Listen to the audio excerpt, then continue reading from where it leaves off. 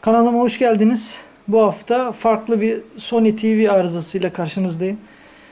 Model numarası KDL 55W805. Şikayet, cihazımız Android. Şikayet TV açılıyor, kurmaya başlarken, yani Android sistemi kurmaya başlarken 15 saniye sonra kapanıyor diye atölyemize geldi.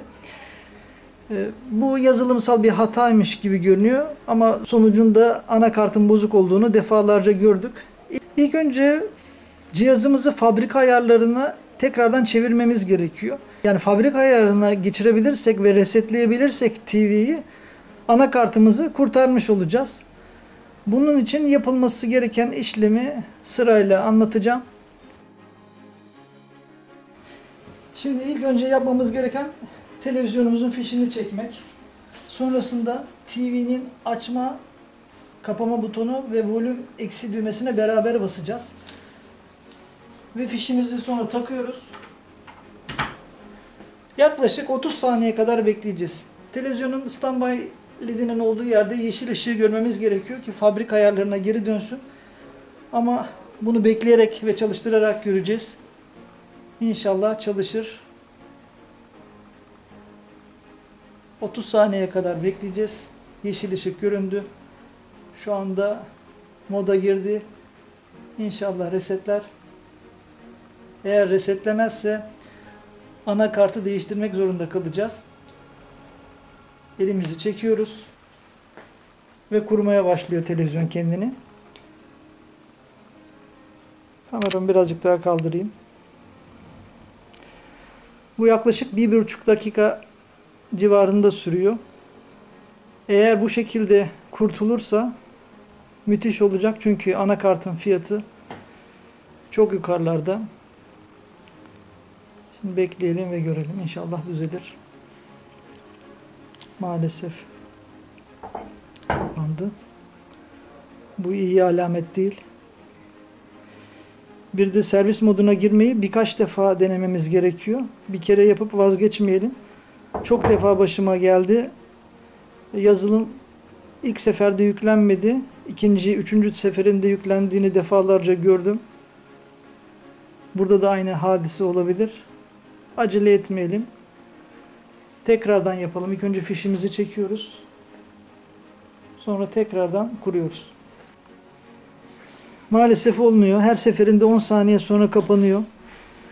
Bundan sonra yapılacak bir şey kalmadı. Anakartı değiştirip devam edeceğiz. Anakartı değiştiriyorum.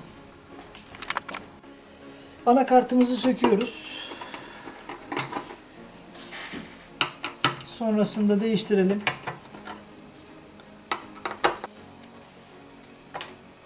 Soketlerimizi sökelim.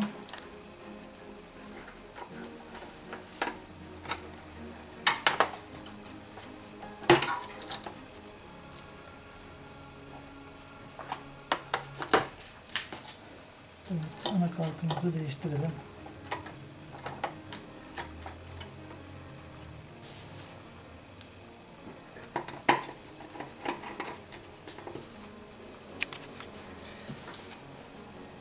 Soketlerimiz.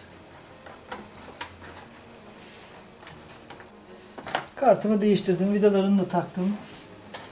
Artık hazır. Tekrardan TV'yi başlatacağım. İlk önce ayağa kaldırayım. İlk önce power düğmesi, volüm eksiğe basıyoruz. TV'nin fişini takıyoruz. Yine aynı şekilde 30 saniye bekliyoruz. Sony yazısıyla açıldı. Çok iyi. Yeşil ışığı görünce bırakacağız. Fabrika ayarlarına geri dönecek ve yeniden TV'yi kuracağız. Gördük. Elimi çektim. Sony logosuyla geldi. Bu iyi işaret. Yaptığımız işlem doğru. Şu anda kurmaya başladı.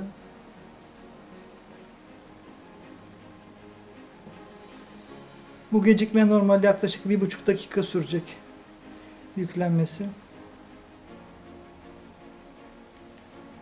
Şimdi Android'in logolarını göreceğiz birazdan.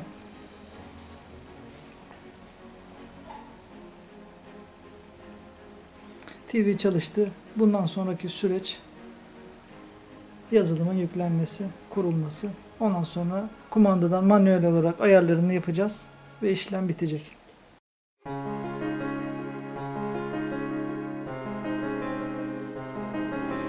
TV'miz artık çalıştı. Bundan sonrası artık kullanıcı ayarları. Başka arızalarda görüşmek üzere. Sağlıcakla kalın. Kendinize iyi bakın.